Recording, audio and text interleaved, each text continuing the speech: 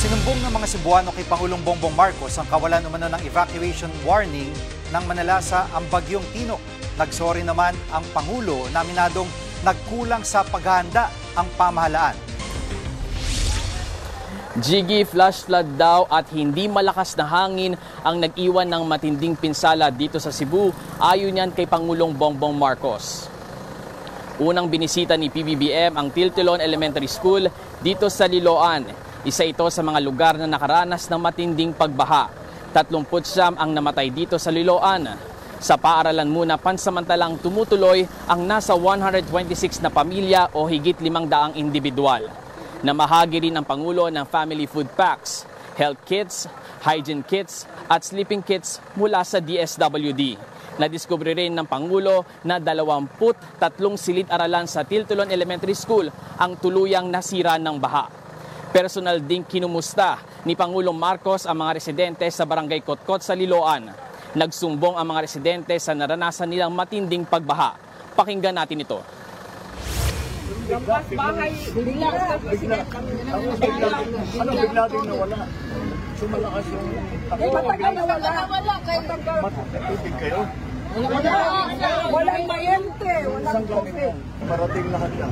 Pero unang-una, subuhayin muna namin kayo. Pagkain at saka tubig. Jiggy, reklamo rin ng ilang bakwit, walang nag-abiso sa kanila na lumikas ng maaga. Wala raw silang narinig na sirena. Wala rin daw silang nadalang mga gamit at pagkain dahil nabigla sila sa flash flood. Jiggy. At bukod sa Liloan, saan pa bumisita si Pangulong Marcos?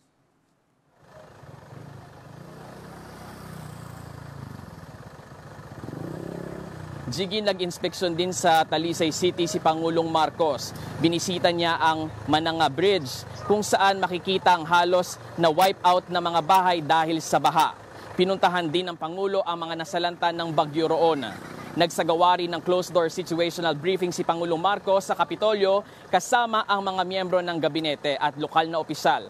Tinalakay raw ang assessment at nilatag ang mga kailangan ng bawat LGU sa pagpapatuloy ng search and retrieval operations. Jiggy. At Dave, ano magiging aksyon ng gobyerno sa pangangailangan ng mga biktima?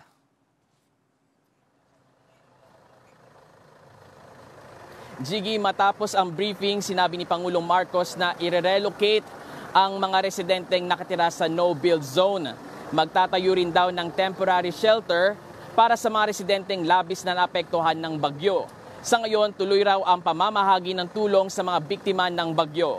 Makakatanggap daw ang mga residente na nawalan ng tirahan ng 5,000 pesos kung partially damaged ang kanilang bahay at 10,000 pesos naman kung totally damaged ito. Nakiramay rin ang Pangulo sa mga nawalan ng mahal sa buhay. Nagsorry ang Pangulo sa mga binagyong Cebuano. Pakinggan natin ang kanyang pahayag. We are very, very sorry. Hindi ko, siyempre lahat kami nalulungkot dahil napakataas ng ating casualty figures. Ang pinaghahandaan ng mga LGU officials was a storm surge, yung papasok galing sa dagat. Pero ang talagang nangyari, flash flood. Hindi natin napaghandaan. We will be here. We are not leaving hanggat maayos na ang inyong mga buhay. Jiggy, base sa tala ng Office of the Civil Defense, umabot na sa 188 ang namatay sa pananalasa ng Bagyong Tino sa Visayas at Mindanao. Pinakamarami ang galing dito sa probinsya ng Cebu. Samantala, pinaghahanda rin ng Pangulo ang Northern at Central Luzon para naman sa paparating na Bagyong Uwan na pinangangabahang magiging isang super typhoon. Yan muna ang latest. Balik sa'yo, Jiggy. Yan ang ulat ni Dave Abuel live mula sa Liloan, Cebu.